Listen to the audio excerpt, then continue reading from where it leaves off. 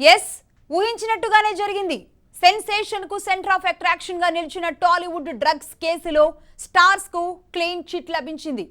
అప్పట్లో టాలీవుడ్ లో పెద్ద ప్రకంపనలే పుట్టించిన డ్రగ్స్ కేసులో ఎక్సైజ్ డిపార్ట్మెంట్ పలువురికి క్లీన్ చిట్ ఇచ్చింది.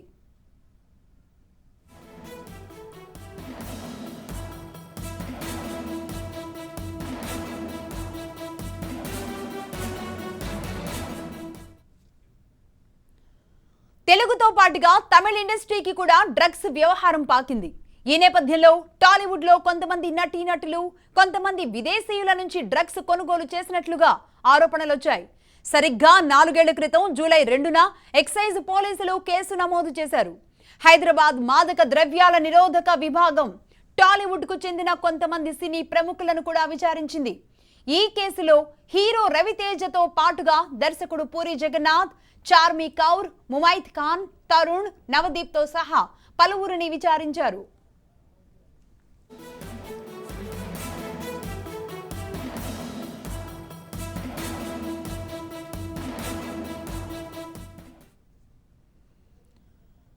మొత్తంగా టాలీవుడ్ డ్రగ్స్ కేసులో ఎక్సైజ్ పోలీసులు 12 కేసులు నమోదు చేసి 30 మందికి పైగా అరెస్టు చేశారు.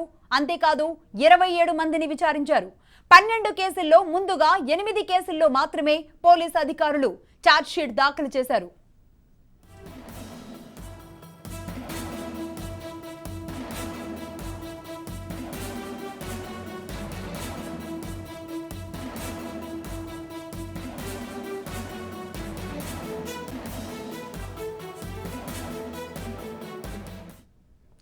తాజాగా ఈ కేసులో రవితేజ, పూరి జగన్నాథ్, చార్మి, ముమైత్ ఖాన్, తరుణ్, నవదీప్, తనీష్, సుబ్బరాజుతో సహా 11 మందికి ఎక్సైజ్ డిపార్ట్మెంట్ క్లీన్ చిట్ ఇచ్చేసింది.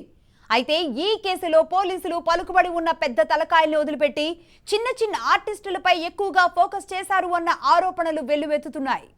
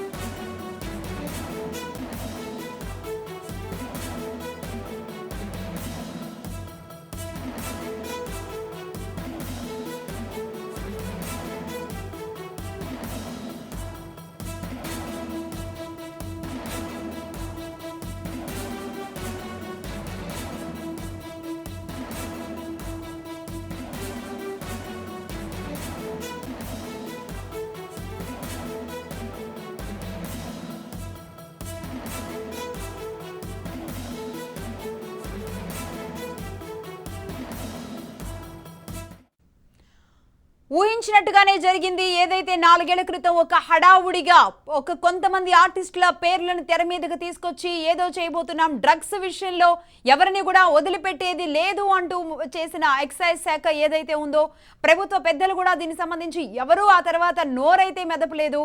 బట్ ఏం జరిగింది, ఎవరెవరిని ఇందులో దోషులుగా నిర్ధారించారు అనేది 4 ఏళ్ల పాటు నాంచుతూ వచ్చిన ఎక్సైజ్ శాఖ ఇప్పుడైతే టోటల్ గా వీరందరికీ క్లీన్ చిట్ ఇచ్చింది.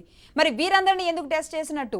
11 మందిని పూరి జగన్నాథ్ తో సహా, రవితేజ లాంటి హీరోస్ తో సహా, చార్మినార్, ముమైత్ ఖాన్, ఎలా అయితే డ్రగ్స్ కి వీళ్ళకి సంబంధాలు ఉన్నాయి, కెల్విన్ అనే వ్యక్తి ఎవరైతే ఉన్నారో అతని ద్వారానే ఇదంతా జరుగుతోందని, కెల్విన్ దొరికిన తరువాతే గుట్టంతా బయటకు వచ్చింది అని ఏదైతే ఒక 4 ఏళ్ల క్రితం దాదాపుగా కొన్ని నెలల పాటు సాగిన వార్త. తరుణ్ తో పాటుగా ఉన్న యాక్టర్లు అందరూ టాలీవుడ్ పరిశ్రమకు ఒక మచ్చ తెచ్చే విధంగా ఉంది అని అందరూ మాట్లాడుకున్న న్యూస్ అది. బట్ అలాంటి దానికి ఈరోజు క్లీన్ చిట్ ఇచ్చారు అంటే వీరెవరు డ్రగ్స్ తీసుకోలేదా, వీరెవరు డ్రగ్స్ సప్లై చేయలేదా, అసలు కెల్విన్ అనే వ్యక్తి ఈరోజు ఏమయ్యాడు, ఇలాంటి వార్తలు అయితే డెఫినెట్ గా బయటకు వస్తాయి. అంటే అసలు దొంగలని వదిలేసి, అంటే ఇంకెవరైనా అసలు దొంగలు ఉన్నారా, వాళ్ళని వదిలేసి వీళ్ళని పోని అనవసరంగా చిత్ర పరిశ్రమలో కొంతమందిని మాత్రం ఈరోజు బూచిగా చూపించే ప్రయత్నం చేశారా?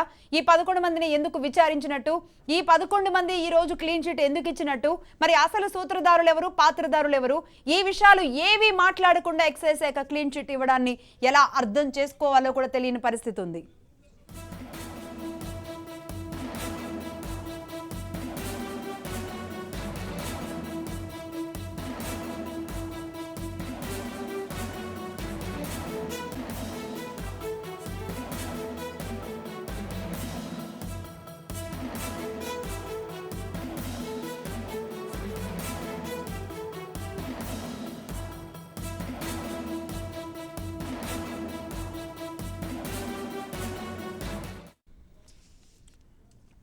రైట్. మొత్తానికైతే ఈ రోజు కదిలిన ఈ డ్రగ్స్ విషయంలో మరి క్లీన్ చిట్ ఇచ్చిన దానికి సంబంధించి అయితే మాత్రం డెఫినెట్ గా బ్రేకింగ్ న్యూస్ ఉంటుంది. దీనికి సంబంధించి తీగ లాగితే డొంక కదలాల్సిన అవసరం కూడా ఉంటుంది. మరి 4 ఏళ్ల పాటు ఏ తీగ లాగారో కూడా తెలియని పరిస్థితి ఉంది. మొత్తానికి ఒక మాజీ పోలీస్ ఆఫీసర్ రాజ్ న్యూస్ తో మాట్లాడడానికి పండ్రీనాథ్ గారు సిద్ధంగా ఉన్నారు ఫోన్ లైన్ లో. నమస్తే అండి పండ్రీనాథ్ గారు, లైవ్ లో ఉన్నారు. నమస్తే సార్ పండ్రీనాథ్ గారు. పండ్రీనాథ్ గారు, 4 ఏళ్ల క్రితం డ్రగ్స్ కలకలం అంటే ఎప్పటి నుంచో కూడా డ్రగ్స్ నడుస్తోంది. అది కూడా టాలీవుడ్ నుంచే విద్యార్థులకి కొన్ని స్కూల్స్ మీద కూడా రైడ్ చేయడం జరిగింది. కొన్ని పెద్ద పెద్ద ఇంటర్నేషనల్ స్కూల్స్ని కూడా ఇందులోకి లాగారు.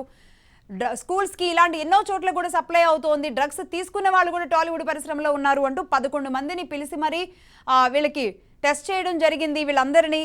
మరి ఈ రోజు వీళ్ళందరికీ క్లీన్ చిట్ ఇవ్వడాన్ని ఎలా చూడాలి madam? The narcotics and psychotropic substance act 1985 లో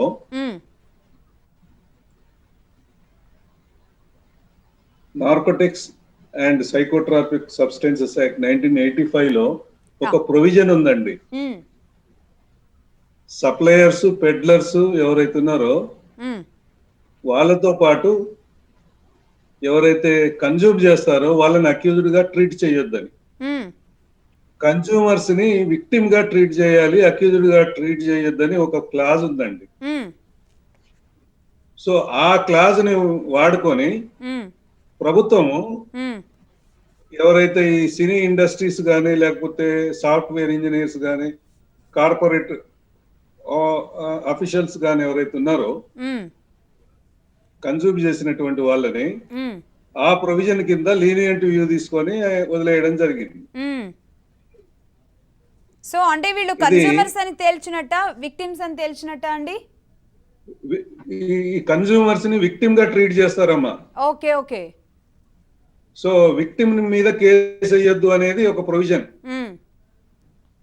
అది ఆ లూప్ హోల్ ని పట్టుకొని వీళ్ళందరినీ, ఈ లూప్ హోల్ వాళ్ళని టెస్ట్ కి పిలిచేటప్పుడు వాళ్ళకి నోటీసులు ఇచ్చినప్పుడు తెలియలేదా? అప్పుడు ఎందుకు వీళ్ళని విట్నెస్ గా సైడ్ చేయాలి. ఎవరైతే కన్స్యూమర్స్ ఉన్నారో వాళ్ళని విట్నెస్ గా సైడ్ చేసి వాళ్ళని ప్రొడ్యూస్ చేయాలి కోర్టులో ట్రయల్ అప్పుడు. అవును, ఫలానా XYZ ద్వారా నాకు ఈ డ్రగ్ వచ్చింది, నేను కన్జ్యూమ్ చేశానని వాడు ఎవిడెన్స్ ఇస్తే అప్పుడు ఫిక్స్ అవుతుంది అక్యూజ్డ్ మీద, సప్లయర్ మీద, పెడ్లర్ మీద. అంతవరకు ఇప్పుడు 100కి ఒక 4 కేసులు కూడా కన్విక్షన్ కావు ఈ NDPS కేసులు. ఎందుకు కావంటే this is a specially skilled officers చేయాలి ఇది. దీనికి మినిమం 3 ఏళ్ల జైలు శిక్ష, 10 సంవత్సరాల 10 లక్షల రూపాయల జరిమానా ఉంది దీంట్లో. కాబట్టి ఎవరైతే పెడ్లర్స్ ఉన్నారో, ఈ సప్లయర్స్ ఉన్నారో వీళ్ళు చాలా ఇన్ఫ్లుయెన్షియల్ అడ్వకేట్స్ ని ఎంగేజ్ చేస్తారు వీళ్ళు. సో ఈ కేసులు నిలబడకపోవడానికి కారణం ఏంటంటే ఇది స్పెషల్లీ ట్రైన్డ్ ఆఫీసర్స్ ఇన్వెస్టిగేషన్ చేయాలి. ఇప్పుడు మామూలుగా రొటీన్ ఇండియన్ పీనల్ కోడ్ కేసులని పోలీస్ స్టేషన్ లో ఇన్వెస్టిగేషన్ చేసే వాళ్ళతో చేయిస్తే కేసులు వీగిపోతాయి. అదే కారణం. అంటే పండరీనాథ్ గారు, ఇక్కడ ఒక్కటి క్లారిటీగా, అంటే మీరు అన్నట్లుగా సాధారణ పోలీసులతో చేయడం వల్ల ఇది వీగిపోయిందా? అంటే వాళ్ళు సరైన ఆధారాలు సేకరించలేకపోయారా? లేదంటే ఇంకెవరైనా పెద్దలుండి వీళ్ళని ఇప్పుడు తప్పిద్దాం అనుకుంటున్నారా? అసలు మీరు అన్నట్లుగా కన్జ్యూమర్స్ ఎవరైతే ఉన్నారో వాళ్ళని ఈ రోజు మరి ఎందుకు వాళ్ళని ప్రవేశపెట్టలేదు? కెల్విన్ అనే వ్యక్తి గురించి అప్పుడు ఎన్ని విషయాలు మాట్లాడుకున్నాం. కెల్విన్ అరెస్ట్ చేశామని కూడా చెప్పారు. అతను మాత్రమే వీళ్ళందరూ సప్లై చేస్తున్నారన్నారు. అతనికి సంబంధించిన వాళ్ళని ఎందుకు ఈ రోజు ప్రస్తావించలేదు? ఈ కెల్విన్ అనే అతను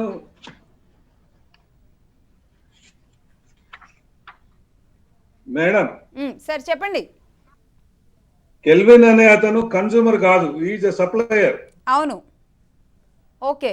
ఇప్పుడు ఎవరైతే సెలబ్రిటీస్ అని మనం అనుకుంటున్నామో వాళ్ళంతా విక్టిమ్స్ కింద ట్రీట్ చేయడం జరిగింది.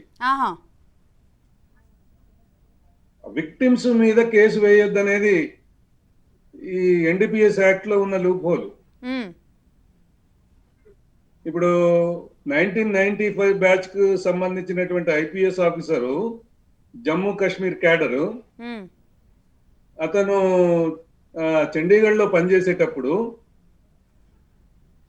ఆయన deputy director NCB, narcotic control బ్యూరోకు డెప్యూటీ డైరెక్టర్ ఆయన.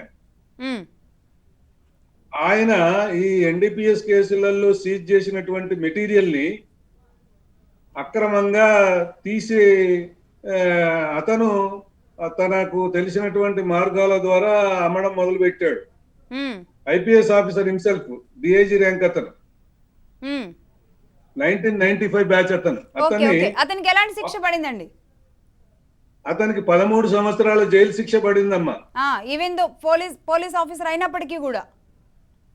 పోలీస్ ఆఫీసరు, ఆయన డిఐజీ ర్యాంక్ లో ఉన్నాడు అప్పుడు. డిఐజీ ర్యాంక్ లో ఉండి కూడా 13 ఇయర్స్ జైలు ఇంప్రిజన్మెంట్ అయిందమ్మా సార్. అతనికి. అయితే పండ్రీనాథ్ గారు అంతకంటే గొప్పవాళ్ళ మన టాలీవుడ్ నటీనటులు?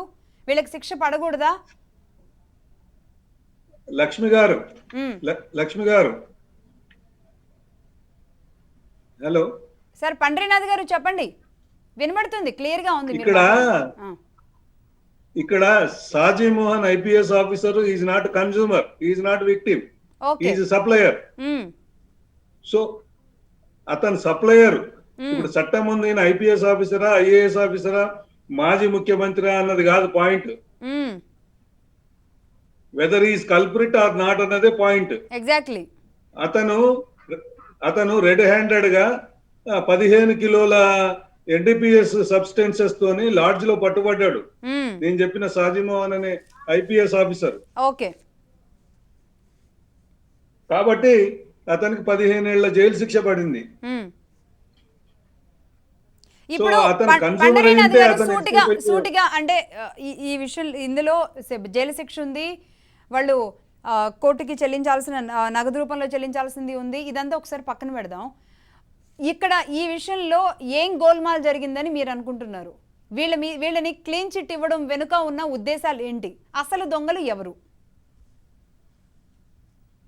ఇప్పుడు ఈ కేసు జరిగినప్పుడు 2015 లో ఏమో జరిగినట్టుంది. 2015 2017 నాకు సరిగ్గా గుర్తులేదు. అప్పుడు చంద్రవదన్ గారు కమిషనర్ ఎక్సైజ్, అవును, అకున్ సబ్రవాల్ గారు ఎక్సైజ్ శాఖ డైరెక్టర్ ఎన్ఫోర్స్మెంట్ ఎక్సైజ్, అవును, ఎక్సైజ్ శాఖ ఎన్ఫోర్స్మెంట్ డైరెక్టర్, అవును. వారి పర్యవేక్షణలో ఈ సెలబ్రిటీలందరినీ బుక్ చేయడం జరిగింది. ఇంట్రాగేషన్ కు తీసుకొచ్చారు, ఇంట్రాగేషన్ అయిపోయింది. ఏ కారణం చేతనో వాళ్ళని ఆ పదవిలో నుంచి తప్పించేశారు. ఇందులో ఇది స్పెషల్లీ స్కిల్డ్ ఆఫీసర్స్ చేయాల్సిన ఇన్వెస్టిగేషన్. ఇది ఈ డ్రగ్స్ అనేది ఇప్పుడు భారతదేశంలో 3 రకాలైనటువంటి అక్రమ ఆర్జన ఉందమ్మా. ఒకటి unlicensed weapons, number 2 drugs, number 3 human trafficking. వీటిలో రోజుకు కొన్ని కోట్ల రూపాయలు చేతులు మారుతాయి. ఒక గ్రాము నార్కోటిక్ సబ్స్టెన్స్ ఇస్తే అతను 3,000 రూపాయలకు కొనుక్కొస్తాడు సప్లయర్. 7 నుంచి 8,000 రూపాయల గ్రామ్ అమ్ముతాడు. ఇది బాగా ఉన్నత వర్గాలకు సంబంధించినటువంటి కార్పొరేట్ వాళ్ళు గాని, సెలబ్రిటీస్ గాని వాడతారు. ఇది వాళ్ళు ఎంజాయ్మెంట్ కొరకు ఎలా ఉంటుందో చూద్దామని ఒకసారి టేస్ట్ చేస్తారు. టేస్ట్ చేసిన తర్వాత దానికి అట్రాక్షన్ కు ఆ ఎంజాయ్మెంట్ కు అలవాటు పడిపోయి అడిక్ట్ అయిపోతారు. పండ్రీనాథ్ గారు ఎగ్జాక్ట్ గా ఇప్పుడు అదే మాట్లాడుతున్నాం. ఎంజాయ్మెంట్ కి అలవాటు పడిపోయి బానిసలు అయిపోయి ప్రాణాల మీదకి తెచ్చుకొని, ముఖ్యంగా డబ్బున్న వాళ్ళ పిల్లలు అలవాట్లు చూసి మధ్యతరగతి పిల్లలు పేద పిల్లలు కూడా అటువైపుగా వెళ్ళి హత్యలు చేసి రకరకాల అన్నిటికీ కూడా మూల కారణం ఈ డ్రగ్స్ అనేది. బట్ ఇక్కడ నుంచి మొదలు పెడితే అంటే ఒక టాలీవుడ్ పరిశ్రమకి ఇంత పెద్ద లింక్ ఉంది అని ఆ రోజుల్లో అంత పెద్ద వార్త అయినా ఏదైతే ఉందో ఎక్సైజ్ శాఖ పిలిచి వీళ్ళందరినీ కూడా టెస్టులు చేసిన పరిస్థితులు ఏవైతే ఉన్నాయో, ముమైత్ ఖాన్ ఆ సందర్భంలో బిగ్ బాస్ షోలో ఉంటే కూడా తనను కూడా తీసుకొచ్చి టెస్ట్ చేశారు. అంటే ఏదో జరుగుతోంది, నిజాలు ఏదో బయటకు రాబోతున్నాయని 4 ఏళ్ల క్రితం అనుకున్నాం. ఆ నిజాన్ని ఇప్పుడు ఏమైనా పాతి పెడుతున్నారా? ఎందుకు మీరు చెప్పినట్లుగా ఒక లూప్ హోల్ని వాడుకొని వీళ్ళని ఎందుకు వదిలేస్తున్నారు? నిజంగానే వీళ్ళు తప్పు చేయలేదా? ఎలా తెలిసేది? వీళ్ళు తప్పు చేయలేదని ఎవరు అనడం లేదమ్మా. తప్పు చేసిందని చెప్పే అకున్ సబ్రవాల్ డైరెక్టర్ ఎన్ఫోర్స్మెంట్ గారి పర్యవేక్షణలో వీళ్ళందరినీ తీసుకురావడం జరిగింది. అవును. ఆయన పైనుంచి వచ్చినటువంటి ఒత్తిళ్లకు తలొగ్గనందుకే ఆయన అక్కడి నుంచి ట్రాన్స్ఫర్ చేసేసిండ్రు. ఆ విషయము అప్పుడు కమిషనర్ ఎక్సైజ్ ఎన్ఫోర్స్మెంట్ ఎవరైతే ఉన్నారో చంద్రవందన్ గారు, వారికి కూడా తెలిసి సంగతి. వారు కూడా ఏం చేయలేని పరిస్థితుల్లో ఉన్నారు. ఇది ప్రభుత్వ పెద్దల నుంచి వచ్చినటువంటి ఒత్తిడి. చట్టంలో ఉన్నటువంటి లొసుగుని వాళ్ళు వాడుకున్నారు. విక్టిమ్స్ ని మనము అక్యూజ్డ్ గా ట్రీట్ చేయొద్దనే ప్రొవిజన్ లో వీళ్ళని అది చేయడం జరిగింది. ఒకవేళ నిజంగా అకున్ సబర్వాల్ ఒక మంచి క్రెడిబిలిటీ ఉన్న ఒక పోలీస్ ఆఫీసర్. బట్ ఆయన్ని అంటే ఏ రకంగా మరి ఆయనతో ఎందుకు విచారణ జరిపించినట్లు, ఎందుకు ఆయన తలొగ్గలేదని ఆయన పక్కన పెట్టినట్టు? ఎందుకు పెట్టినానంటే ఇప్పుడు ఆయన చార్జ్ షీట్ వేసేటట్లున్నాడు వీళ్ళ మీద.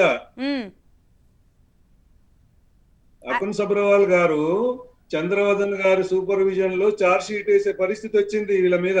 ఓకే, అంటే చట్టం తన పని తాను చేసుకునే ఫ్రీడమ్ ఇక్కడ లేదంటారా? ఇప్పుడు అధికారులకు లక్ష్మి గారు ఇక్కడ మనం ఒకటి గమనించాల్సిన పరిస్థితి ఏంటంటే, ఇప్పుడు ఎక్సైజ్ ఎన్ఫోర్స్మెంట్ లో గానీ లేదా వైటల్ డిపార్ట్మెంట్స్ లో ఎవరైతే ఆఫీసర్స్ ఉన్నారో వాళ్ళందరి ట్రాక్ రికార్డు చూసి క్లీన్ ట్రాక్ రికార్డు ఉన్నటువంటి ఆఫీసర్లని నియమిస్తారు వీటికి. ఏసీబీలో గానీ సిబిఐలో గానీ ఈ సిట్ గానీ ఎన్ఐఏల గానీ ఎన్ఫోర్స్మెంట్ డైరెక్టరేట్ల గానీ బాగా ట్రాక్ రికార్డు బాగా ఉన్న వాళ్ళనే పెడతారు. 1కి 10 సార్లు వెరిఫై చేసి పెడతారు, మామూలు వాళ్ళని ఏం పెట్టరు. అయితే ఎందుకు ఇది ఒక్క కేసులో కూడా కన్విక్షన్ ఎందుకు రావడం లేదనంటే వాళ్ళకు ఫ్రీ హ్యాండ్ ఉండదు.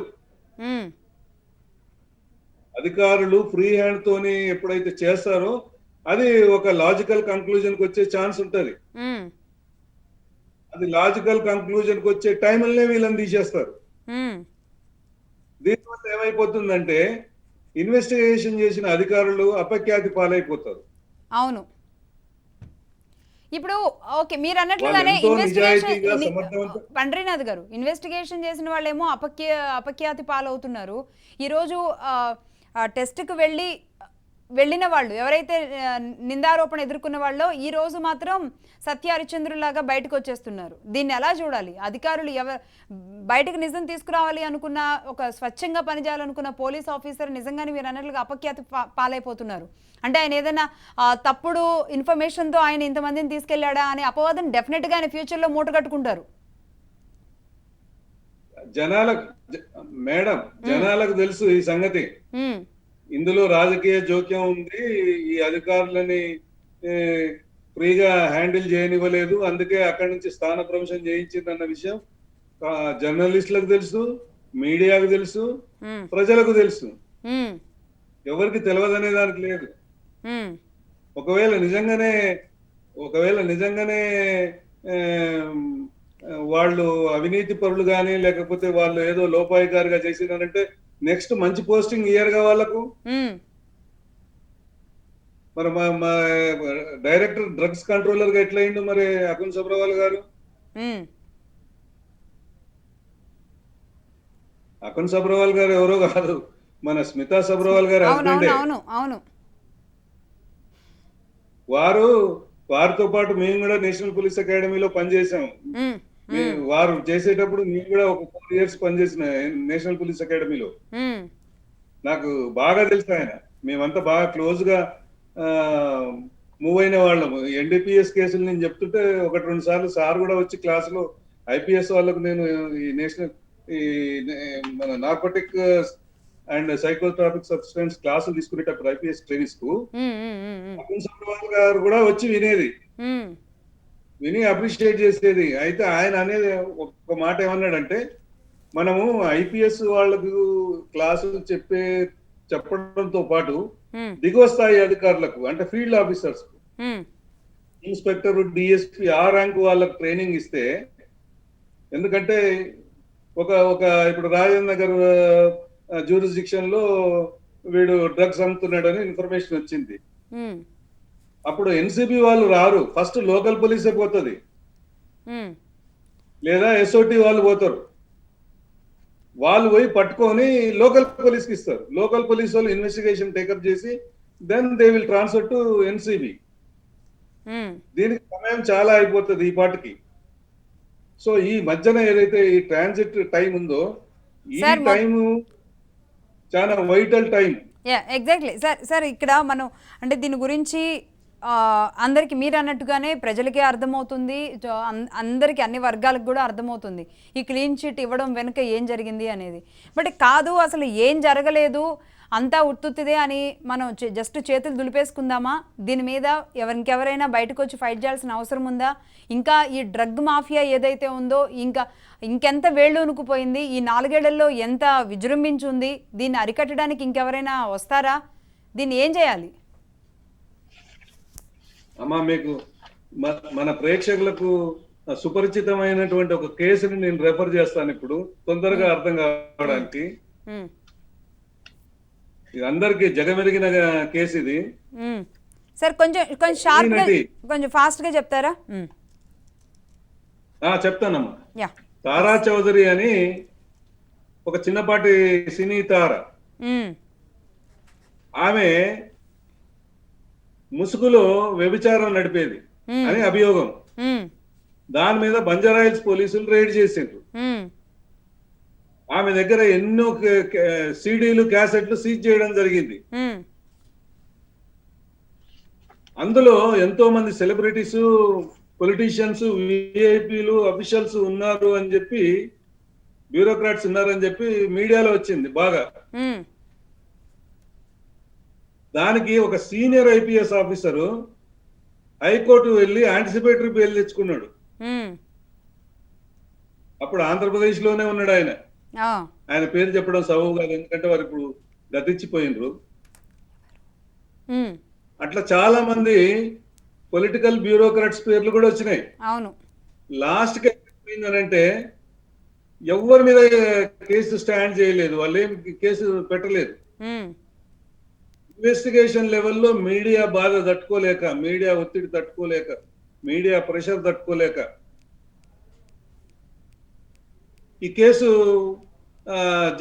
మొత్తం జనాలకు తెలిసిపోయింది. తీరా కంక్లూజన్ ఇచ్చే టైంకు కేసు ఏం లేదు, ఎవరి మీద ఏం కేసు లేదు, అది మామూలుగా తుస్సుమన్నది. సో ఇలాంటివన్నీ కామనే, ఇది కామన్. డ్రగ్స్ విషయం కాదు, ఏ పెద్ద మాఫియాని కూడా చిన్న చితక దొంగలను పట్టుకొని పోలీసులు జబ్బలు దరుచుకోవడం తప్పితే ఇలాంటి పెద్ద పెద్ద ఇంట్రాగేషన్లు చేసి ఈరోజు అవార్డులు తీసుకునే స్థాయిలో మన పోలీసులను ఎదగనివ్వరు అనమాట. పండ్రీనాథ్ గారు, సారీ, మళ్ళీ దీని మీద మనం చర్చ జరుపుదాం. థ్యాంక్ యూ అండి, థ్యాంక్ యూ వెరీ మచ్. ఇదే అంశానికి సంబంధించి ఒకసారి డెవలప్మెంట్స్ ఏమున్నాయి అనేది అప్డేట్స్ అందించడానికి రవితేజ సిద్ధంగా ఉన్నారు ఫోన్ లైన్లో. రవితేజ, జూలై 2న 2017 జూలై 2న ఈ డ్రగ్స్ కేసుకి సంబంధించినటువంటి వ్యవహారం మొదట కేసు నమోదైంది. ఆ తర్వాత ఇప్పటి వరకు దాదాపు 35 మంది పైగా సినీ ప్రముఖులను విచారించిన తర్వాత వారి కొంతమందికి క్లీన్ చిట్ ఇవ్వడము, కొంతమందిపై కూడా ఛార్జ్ షీట్ నమోదు చేయడము, కొంతమంది నేరుగా డ్రగ్స్ సేకరించినటువంటి లింక్స్ కూడా వాళ్లకు తెలియడంతో వాటికి సంబంధించినటువంటి పూర్తి కూపి లాగిన తర్వాత వారికి నోటీసులు ఇచ్చి మరి ఒకరొకరినిగా డ్రగ్స్ కార్యాలయానికి పిలిపించి వారి పాత్ర ఎక్కడి వరకు ఉంది, ఎప్పటి నుంచి వీరు ఈ డ్రగ్స్ సేకరిస్తున్నారని కూడా పూర్తి స్థాయిలో విచారణ జరిపి వారి నుంచి కూడా పూర్తి స్టేట్మెంట్ కూడా తీసుకోవడం జరిగింది. ఇప్పటికీ 4 ఏళ్ల తర్వాత ఏదైతే ప్రత్యేకంగా ఏర్పాటు చేసినటువంటి సిట్ ఫైల్ చేసినటువంటి ఛార్జ్ షీట్ కి న్యాయస్థానం ఎట్టకేలకు ఆమోదం తెలిపింది. దీంట్లో చాలా మంది తెలుగు సినీ ప్రముఖులతో పాటు కొంతమంది హాలీవుడ్ బాలీవుడ్ కి చెందినటువంటి వారు కూడా దీంట్లో ఉండడంతో వారందరికీ కూడా నోటీసులు జారీ చేసి ఒకరొకరుగా విచారణకు హాజరయ్యి వీరి పాత్రపై ఒక్క నిమిషం రవితేజ, ఇదంతా జరిగింది కానీ ఈ రోజు క్లీన్ చిట్ ఇవ్వడాన్ని ఎలా చూడాలి? ఇప్పటి వరకు మాజీ పోలీస్ ఆఫీసర్ అయిన పండ్రీనాథ్ గారు కొన్ని విషయాలు ఆయన బహిర్గతం చేయడం జరిగింది. ఇదంతా ఇది జరుగుతుంది, డెఫినెట్ గా అదే జరుగుతుంది. ఇదంతా హడావుడి చేయడంలో భాగమే.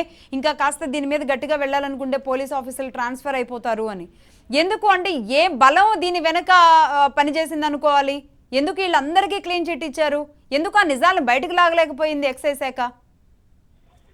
ఈ డ్రగ్స్ కేసు వెలుగులోకి వచ్చిన తర్వాత చాలా వైపుల నుంచి కూడా అటు ప్రభుత్వం ఇటు పోలీసులపై కూడా అనేక రకాల ఒత్తిడికి లోనయ్యారని మాత్రం చాలా స్పష్టంగా అర్థమవుతుంది. ఎందుకంటే మొదట చాలా మంది దీంట్లో ఇన్వాల్వ్ అయి ఉన్నారు, డైరెక్టర్లు ఉన్నారు, ప్రొడ్యూసర్లు ఉన్నారు, హీరోలు ఉన్నారు అంటూ కూడా ఒక లిస్ట్ జాబితా రిలీజ్ చేశారు. ఆ తర్వాత వీళ్ళ పాత్ర లేదంటూ కూడా వీళ్ళే తిరిగి వీళ్ళకు సంబంధం లేదంటూ కూడా వీళ్ళు అఫీషియల్ గా నోట్ రిలీజ్ చేయడం జరిగింది. ఒక పక్క ప్రభుత్వం ఫిలిం ఇండస్ట్రీతో ఉన్నటువంటి సంబంధాలు తెంపుకోకూడదని, వారితో రాష్ట్రానికి ఉన్నటువంటి ఆదాయము తగ్గించుకోకూడదని ఈ రకంగా ప్రభుత్వమే వెనుక నుండి పోలీసులతో ముందు హడావిడి చేసి వాళ్ళని ఒక లైనప్ లోకి తీసుకొచ్చిన తర్వాత ఈ డ్రగ్స్ కేసుని పూర్తిగా నీరు గారుస్తున్నారు అనేది మాత్రం మొదటి నుంచి ఎక్సైజ్ శాఖ అధికారులపై కూడా తీవ్ర స్థాయిలో విమర్శలు ప్రారంభమై మొదట 8 కేసుల్లో వీళ్ళు ఛార్జ్ షీట్ దాఖలు చేయగా ఆ తర్వాత విపరీతమైనటువంటి ఒత్తిళ్ల కారణంగా, విపరీతమైనటువంటి ఆరోపణల కారణంగా తిరిగి మరో 4 కేసులు వీళ్ళు ఫైల్ చేసి వీటన్నిటిని కూడా ఛార్జ్ షీట్ రూపంలో కోర్టుకి పంపించినప్పుడు ఈ రోజు ఆమోదించినట్టుగా తెలుస్తుంది.